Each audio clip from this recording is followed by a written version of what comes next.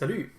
En fin de semaine, j'ai invité deux amis chez moi et on a joué à un jeu de société, un jeu que j'adore bien évidemment.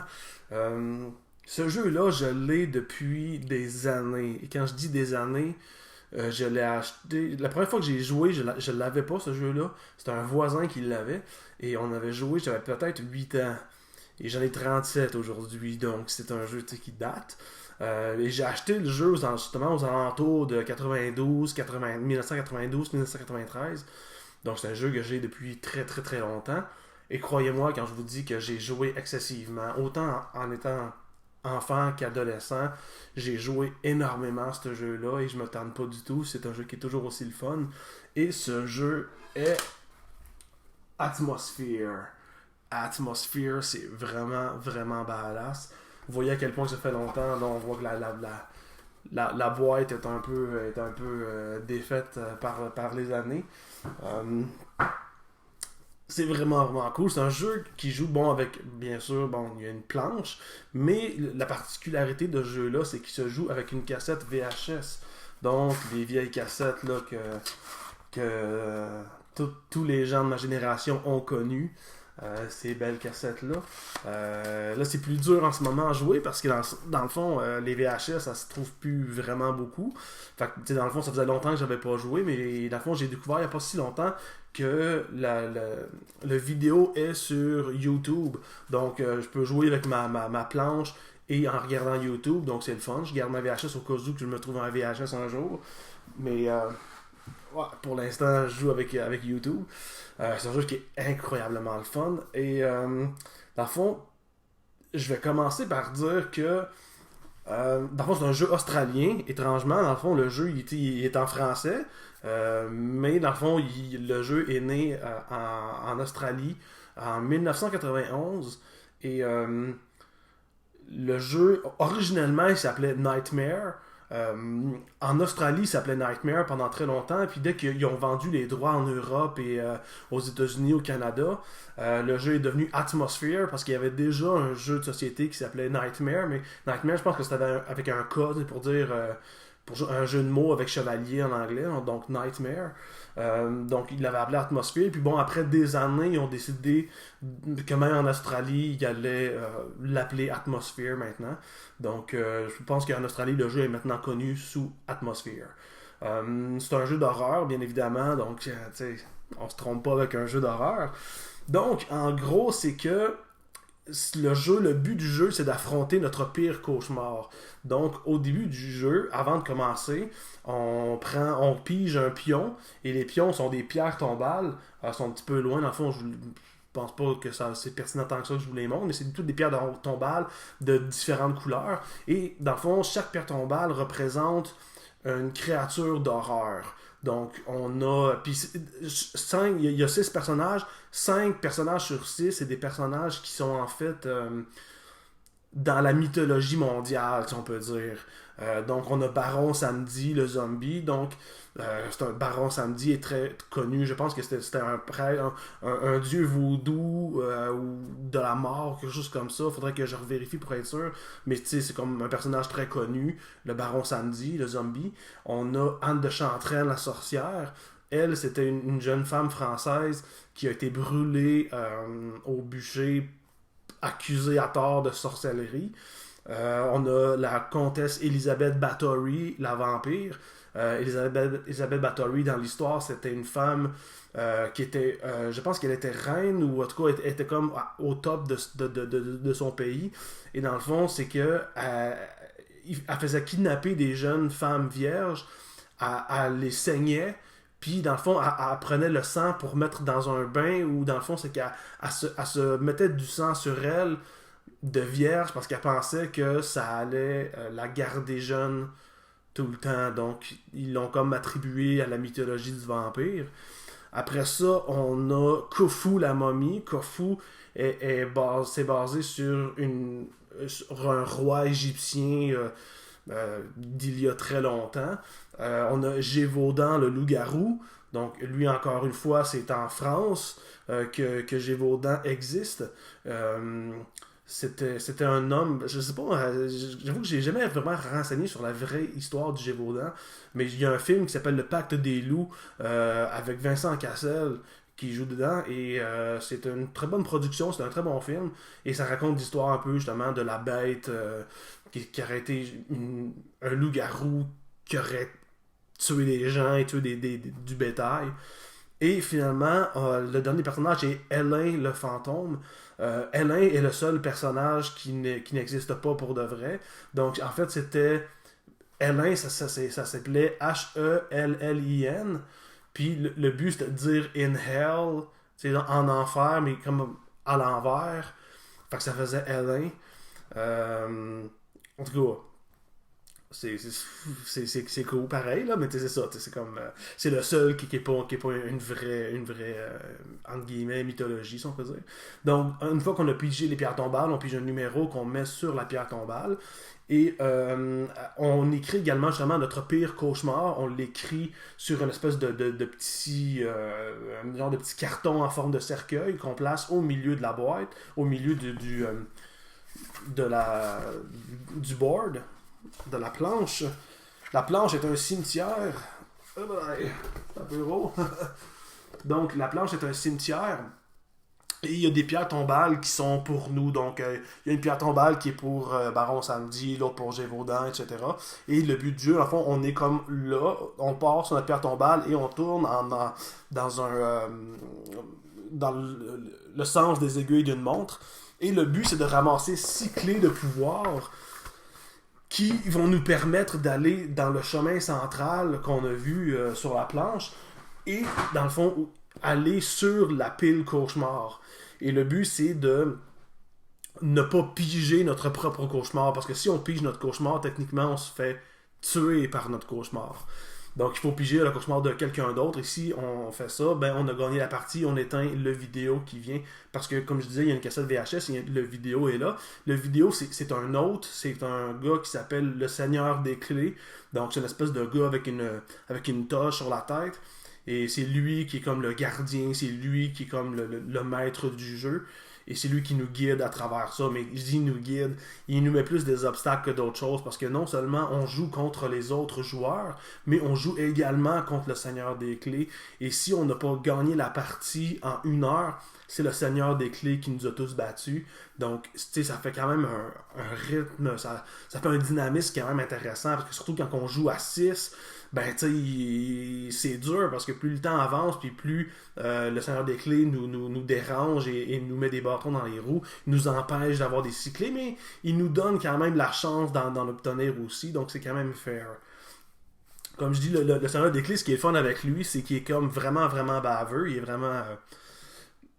il aime ça, rire des gens. Donc, il va tout faire pour rire du monde et pour comme je dis, les empêcher de gagner. Dans le fond, quand il apparaît, il faut arrêter de jouer parce que normalement, comme le jeu dure 1 heure, mais lui il apparaît au début, il explique les règles du jeu, puis après ça il disparaît, puis on voit qu'il y a comme une petite lune dans le fond qui est comme pas pleine, là, qui est comme vraiment une petite arche, et au long du jeu elle va grossir pour donner la pleine lune en 1 heure. Et dans le fond, après qu'il ait fini de parler, ben là, le jeu, lui, il disparaît. Puis là, c'est comme juste le jeu.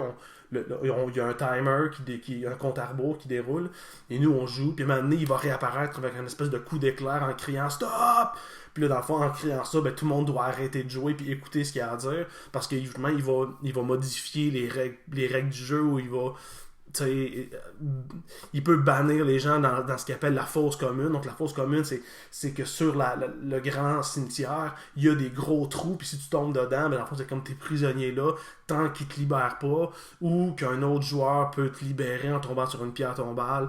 Il y a également des clés ou des cartes qui peuvent t'aider à sortir. Donc c'est un jeu qui est quand même complexe. C'est un jeu qui a beaucoup, beaucoup de lecture, parce que dans le fond, il y a des cartes temps, destin et chance. Et ça va influencer la partie. Donc une carte temps, mettons tu regardes la carte temps, il va te dire, mettons, à 30 minutes, hurle très fort. Les gens qui sursautent vont te donner les cartes temps, ils vont te donner une clé ou whatever, ils vont donner des affaires.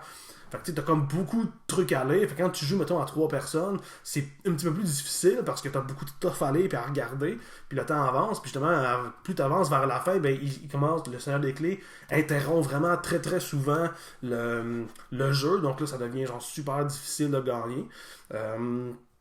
Mais c'est un jeu qui est vraiment le fun, c'est super drôle, les niaiseries que le Seigneur des Clés peut nous dire. Il va insulter le monde sur leur nom, sur leur âge. Si t'es trop vieux, il va te dire que. Il va dire. Comment il dit ça? Pas surprenant que tu sentes le moisi. Des trucs de même, il va comme. Ou si t'es trop jeune, il va te dire tu devrais pas être au lit à cette heure-ci. C'est comme vraiment, vraiment. C'est vraiment cool, j'aime ça. Fait que ouais, c'est un jeu qui est super divertissant, c'est un jeu qui est vraiment le fun. J'ai joué à plusieurs, je les ai pas tous malheureusement, parce qu'il y en a quand même plusieurs qui sont sortis. J'en ai juste 3 sur la panoplie. Donc il y a le premier dans le fond que je vous ai montré, qui est comme la version première, donc l'atmosphère originelle. Il y a le deuxième qui est que dans le fond, l'autre, on utilise la même planche. Mais dans le fond, on a un nouveau set de cartes, puis une nouvelle cassette VHS. Et le deuxième, c'est le Baron Samedi, le zombie, qui est l'autre. Donc c'est lui, avec lui tu parles. Un truc que j'ai oublié de mentionner, c'est que tout au long du jeu, plus le temps avance, plus le personnage qui fait l'autre, qui te parle, change physiquement. Donc le Seigneur des Clés, il y a comme des lumières bizarres qui mettent d'en face, puis il y a comme des pustules un peu qui poussent, puis ses yeux deviennent jaunes, puis il change au cours du temps. Le Baron Samedi, il commence un peu en humain, puis il finit vers plus un zombie. On a également le troisième que j'ai. Le troisième est Anne de Chantraine, la sorcière. Donc, justement, elle commence au début, on voit, je vais me virer le même, on voit qu'au début, c'est une jeune femme très jolie. Elle devient une espèce de monstre vert sorcier. Sorcière, plutôt. Le make-up est vraiment cool parce que Anne de Chantraine, lorsqu'elle est vraiment entre les deux, elle a une espèce de maquillage blanc, puis il y a un nez qui pousse de son nez, tu sais, l'espèce de nez de sorcière pointu, ben il pousse à travers le nez, genre normal, puis le make-up est vraiment cool, tu sais, c'est comme ça fait freak, puis elle se met à couiner, puis à faire des trucs weird, là. C'est vraiment nice, donc encore là, c'est comme la même... la même planche, puis on fait juste utiliser d'autres cartes et une nouvelle VHS. Et le quatrième, ça a été Elizabeth Bathory qui est sorti, que je n'ai pas également, mais que j'ai découvert en fait que la copine de mon copain, la blonde de mon ami, dans le fond, elle a le Baron Samedi et le vampire, donc on va jouer très très très bientôt. Après ça, dans le fond, ils n'ont pas ressorti. Je pense que le but autrefois, c'était de sortir la plupart des émissaires qui appellent, donc tous les personnages que je vous ai nommés, qui soient l'hôte de leur propre jeu, mais maintenant, à partir du 4, les ventes ont commencé à baisser un petit peu, donc ils ont décidé de changer un peu la gimmick, et ils ont sorti Atmosphere, les émissaires. Donc lui, il est très très gros. C'est un jeu qui est beaucoup plus gros, beaucoup plus compliqué, je dirais également. Dans le fond, dans celui-là, il y a comme des planches. Au début, le jeu, on est un personnage qui s'appelle les chasseurs d'âmes. Donc, on essaye de devenir un personnage, dans le fond. Les chasseurs d'âmes, dans le fond, ils essayent ils errent, puis ils s'en vont vers une pierre tombale précise. Et dans le fond, ils deviennent Baron Samedi ou la comtesse, ou tu sais, ils deviennent des trucs, mais tu peux rester un chasseur d'âmes si t'as pas le temps d'arriver. Ben là, t'es un chasseur d'âmes, puis t'as tes propres sets de règles, puis le board est pas fait pareil, c'est un nouveau board, c'est une nouvelle VHS aussi, donc tout est nouveau, puis les règles sont changées aussi, mais il reste que le but du jeu est sensiblement le même, c'est que il faut arriver au puits, il appelle ça comment des fois, le puits de la tristesse, ou quelque chose comme ça, en tout cas, tu arrives au milieu, puis dans le fond, tu as écrit ton cauchemar sur une petite boule de papier, puis il y a comme une espèce de pause, on peut dire, qu'on met dedans, puis qu'on met au centre. Dans le fond, que ça ressemble beaucoup à un truc de sorcière. Puis là, il faut aller au milieu, puis ne pas piger notre cauchemar. Donc c'est ça. Et après ça, il y en a sorti quand même qui a juste des booster packs qui appellent pour les émissaires. Moi, je les ai pas vus. Ils ont sorti une édition DVD qui ont repris Le Seigneur des Clés, qui est en DVD. Je l'ai vu une seule fois en vente au Québec. Et dans ce temps-là, j'étais énormément cassé. J'avais pas d'argent du tout. Donc j'ai pas pu l'acheter, puis je l'ai jamais revu. Donc je le regrette énormément. Mais bon, c'est la vie. Après avoir sorti ça, ils ont sorti également le DVD de Khufu, la momie, qui est l'hôte de son propre jeu. Et lorsque lui est l'hôte, dans le fond, ils ont remplacé son personnage par Méduse, la Gorgone, donc le personnage mythologique de la mythologie grecque. Donc ils ont sorti ça et j'ai su en fait aujourd'hui même, je suis allé voir sur Wikipédia et dans le fond ils ont sorti, vu que ça faisait 30 ans que le jeu est sorti, l'original à peu près, dans le fond ils ont fait un Kickstarter pour refaire genre le premier jeu si on peut dire, mais le refaire à la mode d'aujourd'hui sur un DVD probablement, ou peut-être qu'il va être downloadé, je sais pas encore, parce que le Kickstarter il a fini en 2021, donc c'est super récent, fait ils n'ont pas encore fait le jeu. Mais c'est quand même cool, c'est quand même une bonne nouvelle, parce que moi, après avoir acheté les émissaires, j'ai plus jamais entendu parler d'Atmosphere, je savais même pas qu'il avait sorti toutes les autres que je vous ai nommés après les émissaires, donc ça a vraiment été une surprise. Bon, quoi que je dis que j'ai vu le DVD, le truc DVD, là. Mais reste que ça, j'étais pas au courant que ça existait encore, tu sais. J'avais pensé que la compagnie avait fait faillite ou quoi de même. Mais finalement, c'est encore vivant, donc j'espère qu'ils vont sortir le DVD et je vais essayer de regarder le plus souvent possible parce que je veux avoir ce DVD-là, je veux rejouer. Donc c'est un jeu que je conseille beaucoup, mais en même temps, c'est comme je vous le conseille, mais c'est super dur à avoir. Fait c'est comme.